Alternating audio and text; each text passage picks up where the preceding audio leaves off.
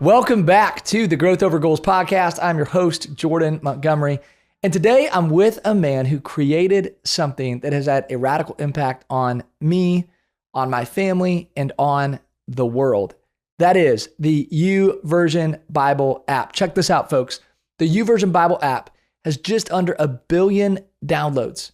And it was started by a man who had a mission, who had a vision to bring this thing to life. And it happened in an airport in Chicago in the TSA line. And we're going to talk about that today. We're going to talk to Bobby Gruenewald about this vision that God put on his heart and ultimately what he's been doing with it and what God's done with it to impact people literally around the world. Bobby's married to Melissa. He has 4 children. He's a pastor at Life Church. He's also a very successful entrepreneur. Fast Company voted him one of the most 100 innovative people in our country. He's been in magazines on CNN, on CNBC. You've maybe seen him on TV or seen him on social media. But the thing I love most about him is his heart for the Lord. So cool to see somebody who's so radically gifted, who could be doing so many things in the marketplace with his talent and his abilities, but he's decided to make much of Jesus and allowed God to be glorified and how he operates and interacts with the world around him. Welcome to the show, pastor, innovator, creator, Bobby Gruenewald. Thanks for being here. Oh man, thank you, Jordan. Thank you for the very kind and generous introduction. It's an honor to be with you and be on your show. Well, hey man, I know we share a lot of mutual friends in common. Shout out Brad Lomenick, who initially kind of connected us. And Craig Rochelle has been on the show, and Matthew West. And it's been fun to hear so many that I respect and admire sort of dote on your creative gifts, but not just your gifts, how you've decided to steward those gifts for things that matter eternally. And so I want to tap right into that and go back to your story and maybe even take us back to your faith journey, like even as a child. I'd love to start there. And then we're going to talk a little bit about how innovation meets the church and ultimately gives birth to the YouVersion Bible app. But take us back to the early days, man, of Bobby Gruenewald. Well, I was fortunate that I grew up in a family that went to church. So I started as a young kid in the church, like attending church. I'm there on the weekends, part of all the activities. But I wasn't a follower of Jesus. As you know, that became something that happened in my life that kind of during a summer camp in between 8th and 9th grade year. And that's when I surrendered my life to Jesus. And it was a very transformative experience and moment in my life where I left a different person and had kind of different purpose. And so I didn't know what all that was going to mean and where God was going to lead me on that journey. But the first thing I wanted to do was to tell my friends about this relationship I had with Jesus. But I knew that none of my friends would listen to me. So I kind of just creatively was thinking, okay, all of my friends listen to rap music. So maybe I should write a rap song to tell them about Jesus. And as crazy as that sounds, because it really was crazy for me to think this, and I've never rapped before. It was not like something I was doing. That one kind of prompt turned into a rap song that then turned into a 5-year stint as a Christian rapper. So I would travel around the country and do rap music and shows in all kinds of different cities. It was never a planned thing, but it was one of those, you just step into something and God kind of opens up opportunities and doors. And I didn't know it at the time, but that actually was probably one of the best leadership experiences I ever had, because it was, 15 high school students, that were traveling around night after night with all kinds of pressure and all kinds of dynamics. And you kind of had to earn enough money selling merchandise at one location to pay for your gas to get to the next location. And it was just all these dynamics that you just, in retrospect, I just learned a ton about leading people and about entrepreneurship and all that in it, and about ministry.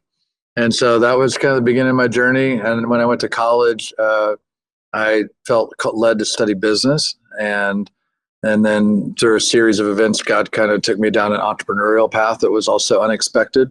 And I had a couple of companies in the tech space, in the late 90s. And then God led me onto the team at the church. So it's been this sort of like unexpected series of turns in my life where I was going one direction, thought this must be what I'm designed to do. And then God would lead me kind of in a pivot or a different direction. But then looking back on it, I realized that it was all sort of a setup to the next thing. And the experiences I gained on each step of the journey became what equipped me for kind of a very unique role that I get to play today. But of course, in the moment, you don't know that. You're just sort of trying to be obedient and step into what God has for you. But yeah, that's probably more than you're asking for there, but that's kind of the eclectic beginning to my story.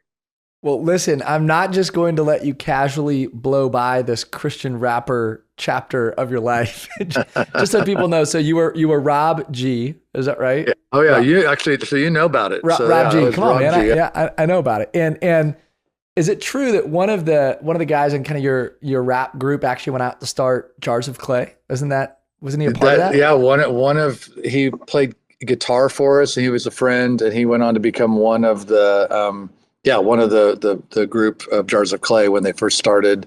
And so he was, that was one of our claims to fame, is we had a connection to Jars of Clay. We were just like a no-name, never heard of us band, can't find our content on Spotify or anything.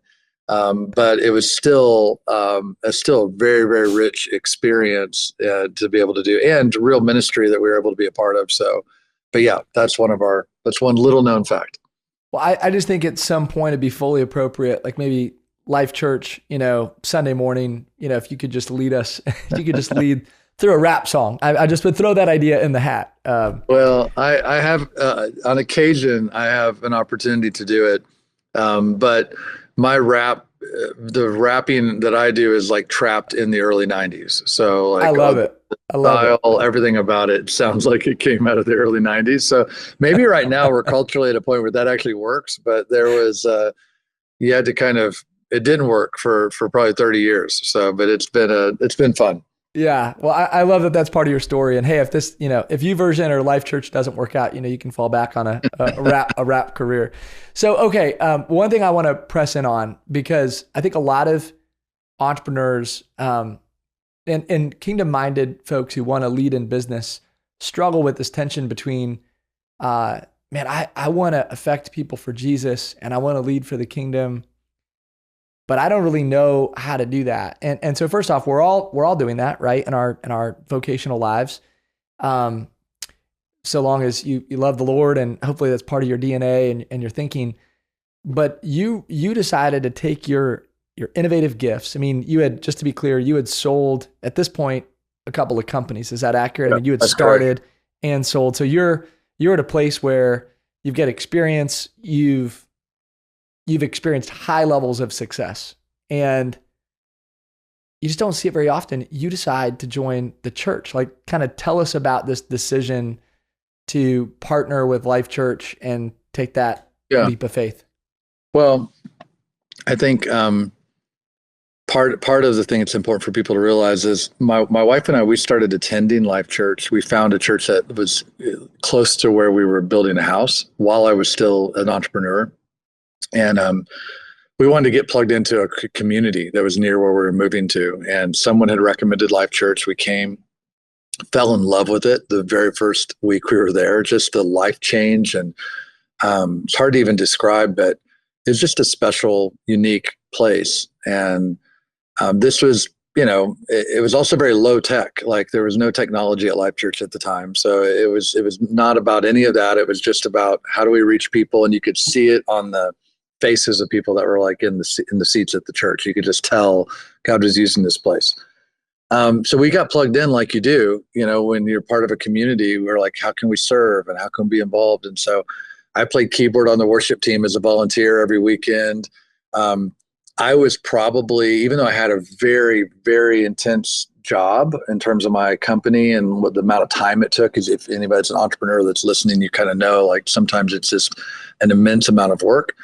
I still managed to prioritize church and my involvement in it, like, at a very high level. So I was probably more connected as a lay person in terms of my time spent at the church than maybe anybody else. And I'm not saying that to brag as much as just I'm trying to illustrate that, like, a very busy work life, but very committed to serving in the local church. So that was the backdrop for then when I sold the company. There's an article that came out in the newspaper about the sale of the company and had my picture on the front page of the newspaper. I was probably, I think, 23 years old at the time.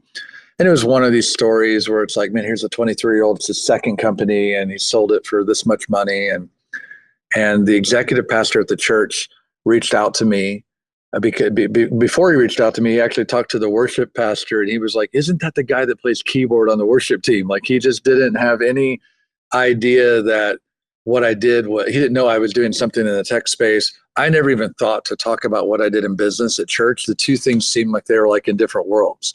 It wasn't like I was a different person at work than I was at church. It was just like, I didn't think it was relevant to serving at the church. Like, the two things were just disconnected in my mind.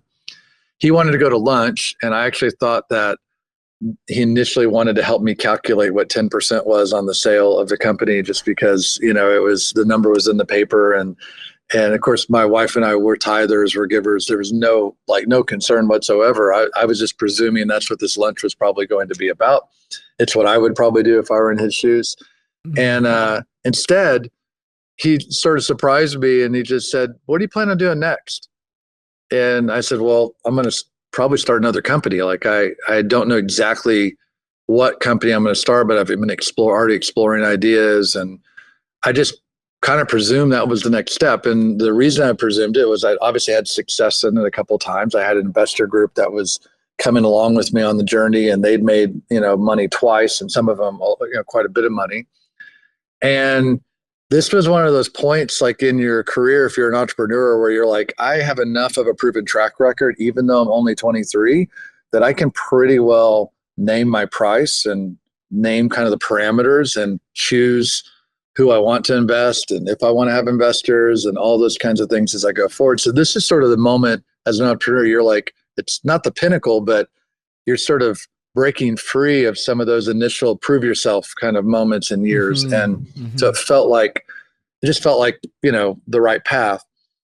But he just said, have you ever considered using what you're learning in business, and particularly around technology? Have you ever considered using those talents in the church? I was like, I didn't even really think that they were connected.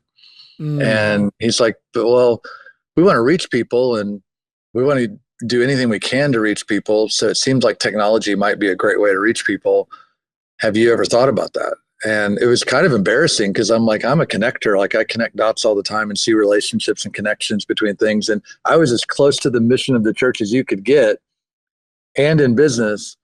And I didn't connect the two things. Like, I just didn't see the link between it until that lunch that I had. Wow. And so he was more specific and asked if I would consider even coming on staff, because he saw kind of like, could we create an opportunity for this to happen? And then my first reaction was no. Actually, I said, no, I don't want to do that. And he was sort of like, why do you not want to do that? And I just said, well, I love my church, and I just think if it became my job, that might not go well. And I don't know. I just felt like it would change the relationship, that I had in I felt like things were going well, at the church, and I didn't want to create that. And honestly, I just had never thought about the concept of it. And so anyway, I decided to volunteer instead. So let me just volunteer in other ways. I don't need the money right now. I'm not trying to, I'm not looking for a paycheck. Let me just kind of help. And that over the course of a year turned into basically full-time volunteering, where it went from like 10 hours a week to probably 40 plus hours a week. Wow. And I was still doing some things in business. I was still pursuing some ideas, looking at starting something, but it became really clear to me. It was one of those distinct moments where I didn't hear the audible voice of God, but I just had this clarity that I just really believe God said, this is what I have for you next. And I didn't, when I have clarity around that, it's really not a hard decision. Like when and believe that, because even at that age, my life experience had taught me that you listen to God's voice and you do it, and you don't worry about it. Like, God will work out all the other details that you're thinking about. So I went back to, the executive pastor and the team at the church. I said, is there still an opportunity for me to come on staff? And they said, sure, there is. And I was already effectively full-time volunteer at that point. But for me, I knew that I needed to actually make a full commitment to it because my personality type sort of is an all-in personality type. And I knew if I kind of sort of kept one foot in this and one foot in that and tried to do that, I kind of want to win at whatever I do, and I want to be the best in the world at it. So I knew I needed to be focused, and I knew, and it was also a way for me to show my obedience to what I felt like God was leading me to do, was to sort of make that, because had I not, whenever a challenge came or whenever it wasn't going the way that I wanted it to, or whatever, I would feel temptation to sort of step out of it. And I just wanted to be all in, on it. So I honestly, though, thought that might only last a couple of years, because almost everything in my life up to that point had like a 2-year expiration date on it. Like every business, I would bring it to a point and I would sell it and do the next thing. And now it's been, 24 plus years that I've been on staff. And so I never anticipated ever that it would be 24 years. But God knew that he needed to position me in just the right place to be able to equip me in a role that is very, very unique in the kingdom. But I get to sort of do what God created me to do every day. And that's what I want for everybody. When you mention people kind of wrestle with the tension, the key is not really what you do. The key is where you are. Like, are you where God wants you to be? And if you're where he wants you to be, and you're open to his prompting and looking for how he can use you in that place, then there's no higher calling than that. Like, my calling's not higher than your calling, and Billy Graham's calling's not higher than your calling. That sometimes people have this sort of hierarchical view of calling. Like, if I was in full-time ministry, that would be a higher calling than being a doctor, or than running a business, or running a sales team. But the reality of it is, whatever it is that God called you to, that is the highest calling. And it's no lower, no higher than someone else. And so that's what I want for people. I want them to be able to know I'm doing what God created me to do. I'm where God designed and wants me to be at this spot. And then even on a daily basis, I'm guided by his voice, by his word. Like, where do you want me to step today? What conversation do you want me to step into? What moment do you want me to be in? What decision do you want me to make? And I think if we do that, we got nothing else to worry about. We don't need to worry about where our income comes from. We don't need to worry about, all these other things we typically worry about, because we're where God wants us to be, and he's gonna do the rest. And so, anyway, just that I'm giving you long answers to your questions, but no, it's great. That's man. definitely how I made that transition. Well, I see this in your story, Bobby, as I've kind of studied your journey. There's sort of two themes, and they're connected. One is sacrifice. There's been some things that you've sacrificed. The other theme, I think, is waiting. There's been a waiting thing that you've had to kind of go through. And I think that's true for any creative, and I want to get to when you create the app, right? The climax of what I think will be this conversation. Yeah. But I want to point this out. When you transition and you're bringing the app to life, most people, I don't know if people know this, you were one of the first ever apps in 2008 in the App Store. Is that correct? Yeah, that's correct. Yeah. The very first day that the App Store launched, the Bible app was in there, and there was only about 200 free apps that were available that day. And correct me if I'm wrong, but you worked from March to June with a team, not just you, with a team, and created this app, and nobody really knows how to do that. So it took a lot of time and energy, I assume, to figure out how to create an app. Yep. And then you didn't even know if Apple would accept that. So you're effectively creating this thing, and you don't even know if it will be accepted. And you work on it for months and months. Is that accurate? It's accurate, but it's generous to say we had a team. Because it was a 19-year-old on our team. That's good. And it was another team member, and it was nights and weekends, because it was like an extra thing on top of, like, we didn't have capacity financially back then to like hire a team of people to go work on this. This was like an extra thing, like an after hours kind of thing. Okay, so time out. So like, what's going through your mind? Because you're creating this thing, all this energy and time. Clearly you feel committed to it. You feel like God's called you to it. but are you having doubts? Do you ever question, why am I doing this? This feels, Yeah. certainly. Well, I mean, yeah, yes and no. What preceded that moment was we actually built a website. The initial idea in the airport security line, as you mentioned, was actually for a website because it predated app stores and apps and all that. The idea was in 2006. The website launched in 2007, and the website actually failed, meaning it just didn't actually change how we engaged in the Bible. That failure, though, in processing why it failed in December of 2007, led to an idea to try modifying the website so it'd work on a BlackBerry, because we thought maybe if it was on a device we had with us all the time, that might actually change how we engaged with it.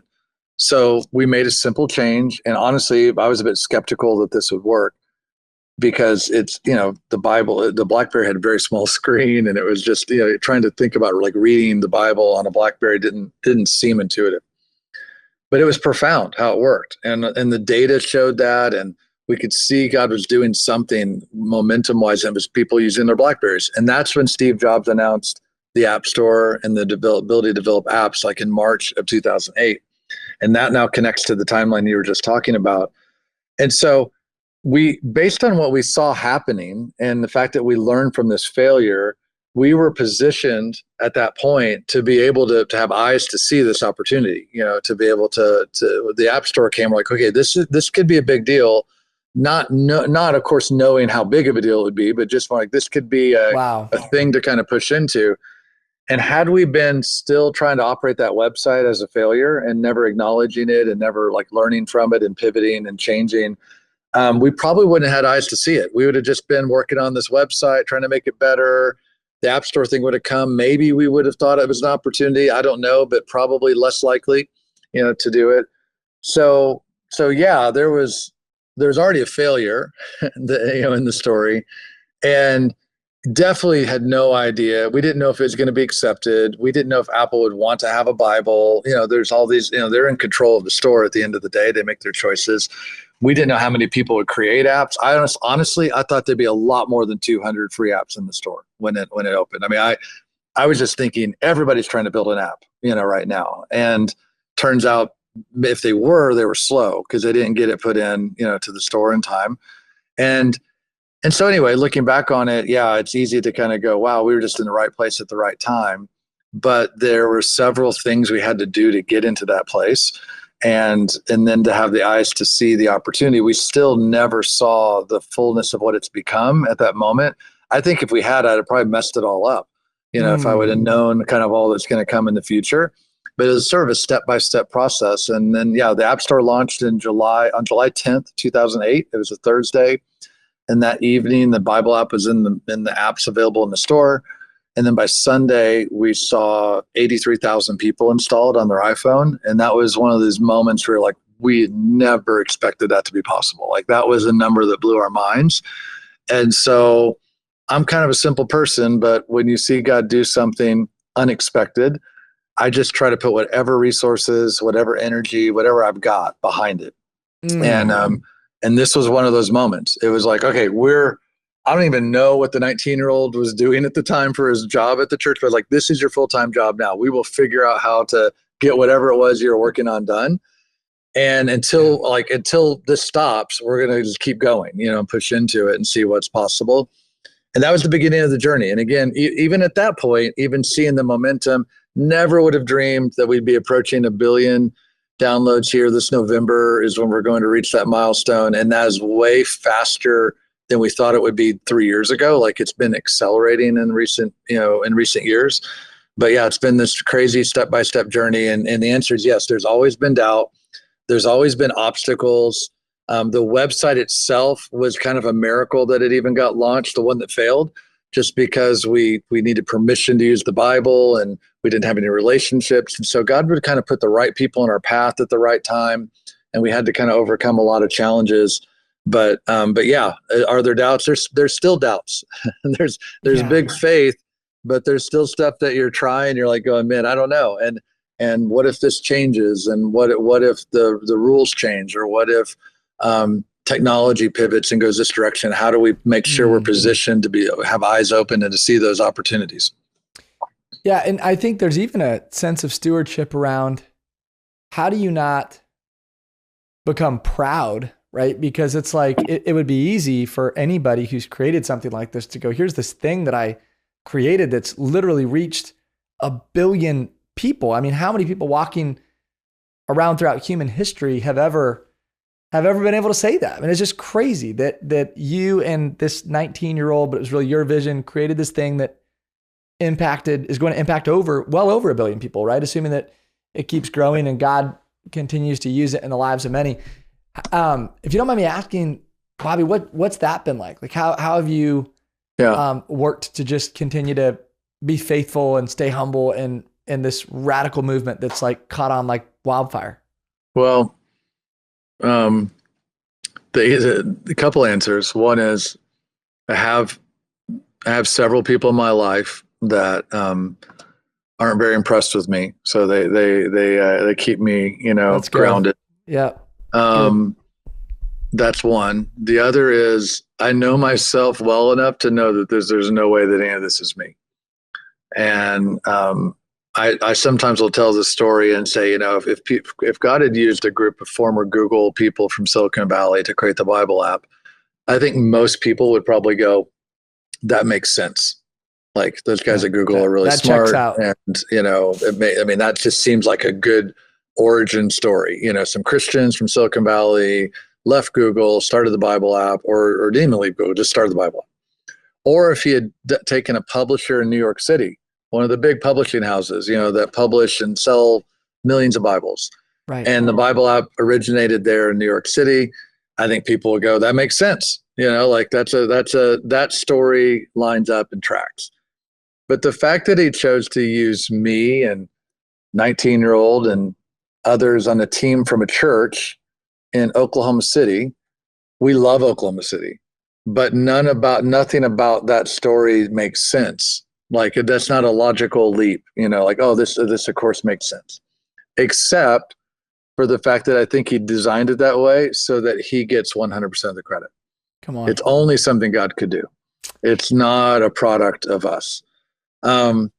So, I mean, because it was so obvious, because the numbers are so ridiculous in terms of the reach and on a daily basis, the number of people that are opening it, it's opened 1 billion times every 39 days right now. Say it again. Say that again.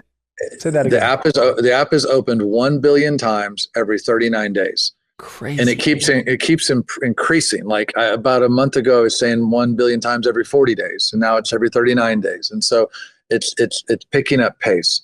The numbers are so crazy because that's 1 billion opportunities, 1 billion opportunities for the life transforming power of the gospel to change someone's life. And we know it does because we hear the stories and we know that it's actually it's not our app, it's the Bible that's transforming people's lives. So when you see that, you're like, it's definitely not us. I can assure you that it's not us in the story. So I think that's a gift, quite frankly, because had it been like something that seemed in reach of our ability, then I would have been more likely to take credit.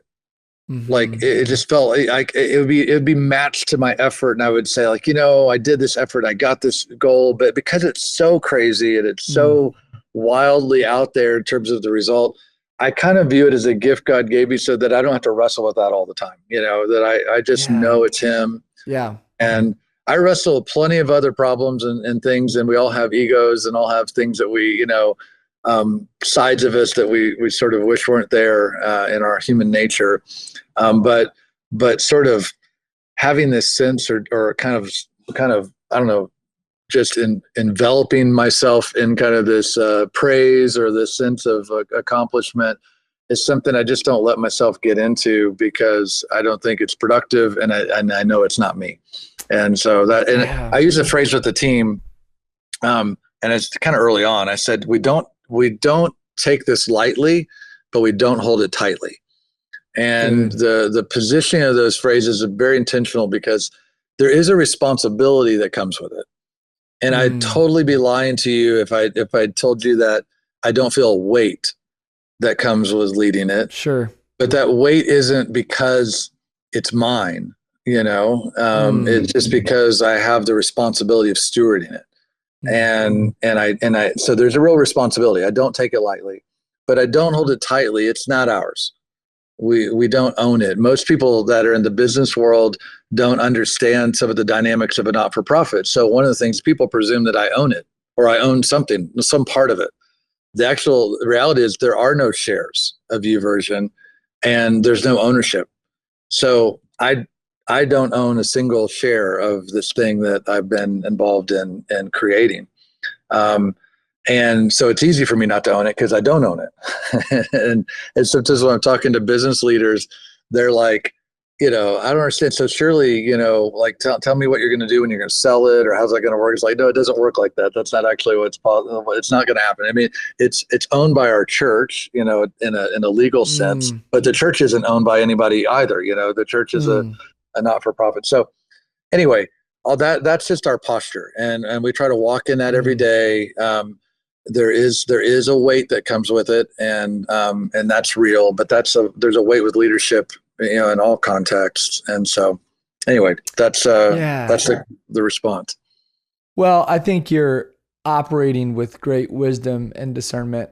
And I think, for that reason, I think God has continued to bless it, that there's this realization it doesn't belong to Bobby or to Life Church. And I'm also reminded, just even as we have this conversation, like it's inspiring to think like, yeah, this guy in Oklahoma City, and I think you're brilliant and incredibly talented. And I think you can know and understand that God gave you some really unique gifts around innovation, but it is so fun to think that this thing that's reached 1 billion people is coming out of Oklahoma City and created by you and a 19-year-old. Just like Jesus choosing the disciples, sometimes it's when he works through unlikely candidates where the greatest impact is experienced. So, Yeah. Hey, how do we join in the celebration of what God's doing even today, but also like you're inching closer toward, 1 billion downloads. Like what's that going to feel like? We're just so our listeners know, we're recording this in September 23rd. And so this will get released prior to that milestone, but we'll be really close to that milestone. So Talk to us about what's that going to be like? How do we celebrate what God's doing? Well, historically, we're terrible at celebrating milestones. Like I have a bad history of celebrating milestones. And part of it's because we just are so focused on the people that don't have it and the people that need to have it. And our faith has grown where we didn't think even 1 billion was possible. I mean, we obviously can't deny that God's done something incredible. So of course our faith grows with that, and we believe for so much more. But I felt like we'd be remiss if we didn't take a moment and celebrate this milestone, not to celebrate something we've accomplished, but to really show the world the evidence that God's word is alive, and to have it be another data point among honestly many data points that are out there that show there's this huge momentum around the Bible right now that's happening globally. Mm-hmm. And I think that it's so appropriate because I feel like the Bible in some ways is an antidote to some of the challenges that we see happening with AI, where we're like, how do I trust the veracity of any content that I'm consuming? Like, because it's so believable sometimes to see content that's generated and we're inundated with. But then the Bible becomes like this source of truth that existed outside of this time frame, and it's been carefully moved from generation to generation. And so here we have it today in this moment. And I think it's like no surprise. Like this is like the perfect setup for the Bible. Like people are turning to it now going, I need something I can count on. I need something that I know is true. I need something that I can rely on. So we want to elevate the Bible as a result of this milestone and just be able to draw the media's attention to it, because that's a number that gets their attention because it's obviously significant. But it's just an indicator of what God's doing. So anyway, we're gonna go from not celebrating things very well to doing our absolute best to draw extra attention to the moment. We have an event planned in Oklahoma City at the NBA arena here in Oklahoma City that's going to kind of culminate the celebration. It'll be broadcast in the app. It'll be broadcast on television. We are lighting up Times Square on November 1st and the Sphere in Las Vegas. Celebrating the Bible. we're calling November Global Bible Month, and we have invited many other organizations and groups to join us in celebrating the Bible in the month of November. And we're doing something called the 30-Day Bible Challenge. So we're asking influencers, people that are pastors, church leaders, congressional leaders, senators and congressmen, all kinds of people that are out there that are going to take the 30-Day Bible Challenge and read the Bible for 30 days in November and just see what God does in your life when you make it a part of your everyday life. So those of you that are watching that already do that, great. Just like keep going. You're already on the right track. But if you haven't, or maybe you've never read the Bible, just try it. Try it for 30 days. And there's lots of opportunity. You can use our app to do it. You can use a print Bible to do it. We've got Hallow and Glorify and other apps that are all going to challenge their audiences to read the Bible for 30 days. Amazon Prime is going to celebrate Global Bible Month on the home screen of Amazon Prime. They're actually going to be featuring Bible videos and content to kind of pull people into Scripture. So we're using our milestone to try to catalyze a lot of energy around the Bible and get people engaged here. Hopefully, not just for the month of November, but we know if we can get people doing it 30 days, the chance of that extending into December and then obviously into the next year goes up. But yeah, it's going to be fun. So I guess the answer to your question is, one, I mean, there's may still be, it's probably going to be sold out by the time that this is airing. About people are welcome to come to the event if there's still tickets to be able to come. But also they can just take this 30-day challenge and just make the Bible a part of their everyday lives. If they've got a sphere of influence, whether it be their business or their ministry, or they have online influence, or whatever sphere of influence they have, if they challenge others to take this 30-day challenge in November, that'd be a huge blessing to us in a way that they could celebrate it. It doesn't have to point back to us. It doesn't have to tell people about the Bible app. That's not a concern for us at all. It's just help get people connected to the Bible in November. It'd be a big blessing for us, and then we'd be so grateful for those that want to participate. I think it's important to underscore too, Bobby, that you haven't monetized this app. Not only do you not own it, but it hasn't been monetized. Like there's people that give toward it, right, to support it, but there's nothing. You're not spending. There's no revenue coming off of this. It's just really funded through support. Is that right? Yeah, no, that's absolutely correct. And I learned a long time ago that we actually have to tell people what our business model is, because if we don't tell them what it is, then they presume that it must be a bunch of other things that are common. People presume we sell data, or they presume we have some way we're monetizing their engagement in the back end, or we're doing some other thing to it. The answer is it's none of that. It's simply donor supported. So we have people that have capacity that catch the vision, and they come and say, man, we would love to support this at a high level. And then we have individual donors, people that use the app that just want to make it available to others, and they see the opportunity and how it's impacted them to help others. So we have a few 100,000 people that support it. And it's everything from people that give us 7 figures, actually 8 figures even, to support it, all the way down to someone that gives 250 rupees in India, which is I think it's like $1 or something, $1.70 or something per month to help support it. And so, and I mean, I don't know which of those is the bigger sacrifice, to be honest, between those two extremes. But nonetheless, we're blessed to be able to have people engaged in making it possible. So yeah, if there's people watching that they say, oh, I never even thought about that, I didn't realize it, I use the app every day.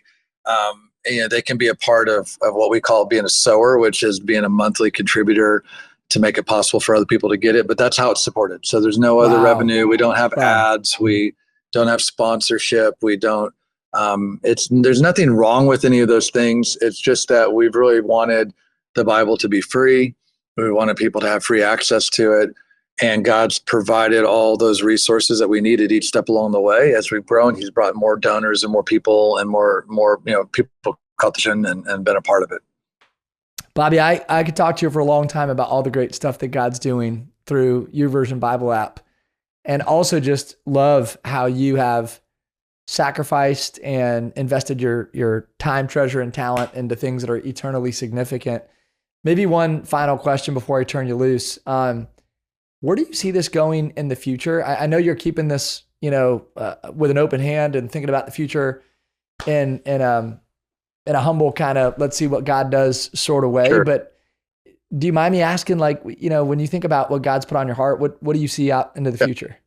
Well, we like I mentioned earlier, we obviously have a much bigger vision and faith for something that is bigger than what we initially had. We're going to reach this milestone of 1 billion devices, 1 billion installs, and we actually believe that it's possible. That took 17 years to get to that milestone, a little over 17 years. Wow. I think the 2nd billion will take 5, and the 3rd billion will take 3 or less. That's the rate of acceleration we see happening. So yeah, there's a lot that's in front of us. Like, we're really in many ways just getting started. We're trying to really ramp our team, and God's providing the resources, like I just mentioned, through people to do that. But I think we have 50 open positions right now of people that I'm trying to hire. And so, but because we really believe that there's this acceleration point that we're in right now that we want to lean into. The app itself, our vision is God's word, everyone, everywhere, every day.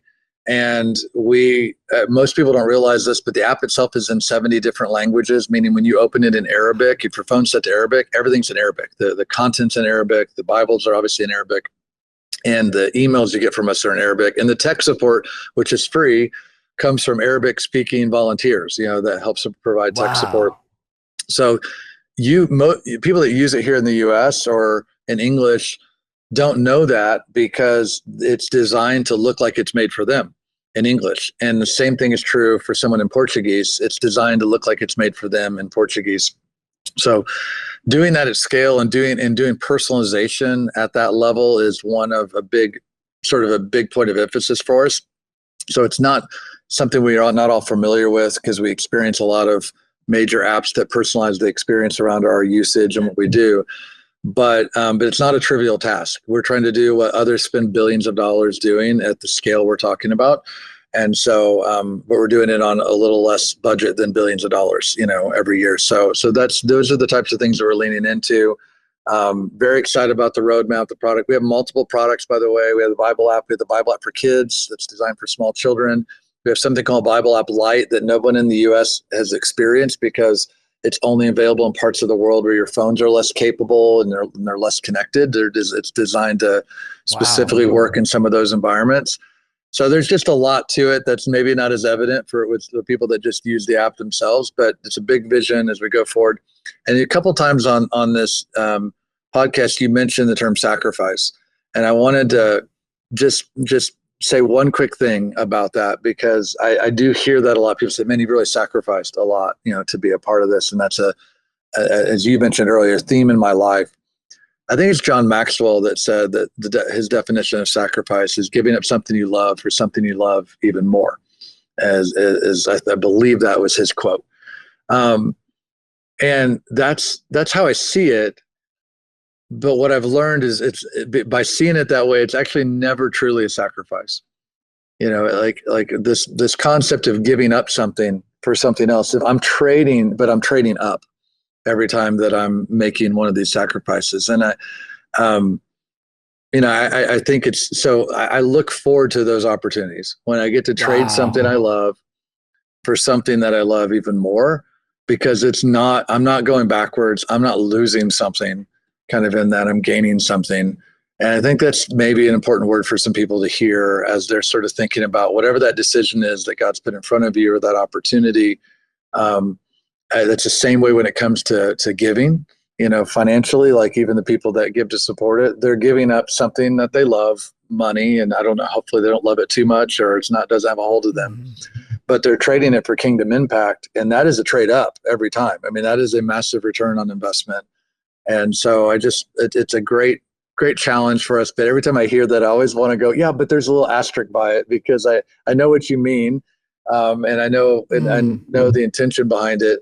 At the same time, I just never feel like I've lost something, or I've really given up something, because I've gained something so significant as a result of what I did. So anyway, thank you for letting me be a part of this, though. Well, it's one of the most profound, most impactful things I think shared on this podcast in our almost 200 now episodes. Sacrifices giving up something you love for something you love even more. And Yeah. walked with John Maxwell for a long time. I'm sure he said that in my presence, but I'm going to attribute that to Bobby Gruenewald. So hey, it's listen, definitely not my quote, but thank you. Yeah. I love your heart. I love what you stand for. I love the work you're doing. The Bible is for everyone, everywhere, every day. every day. And you're making that real and a part of what God's doing across the world. So we're going to keep praying for you and praying for this movement. We're going to be celebrating with you as this thing crosses the 1 billion, milestone, and excited to see what God does way out into the future. Bobby Gruenewald, you're a blessing. Thanks for being here. Man, thank you, Jordan. My honor. This has been another episode of the Growth Over Goals podcast. I'm your host, Jordan Montgomery, and I want to say thanks again for being with us today. Thanks again to John Choate and his team at Storyline Multimedia for all that they do behind the scenes to make these episodes go. Be well, be great. Have an amazing day.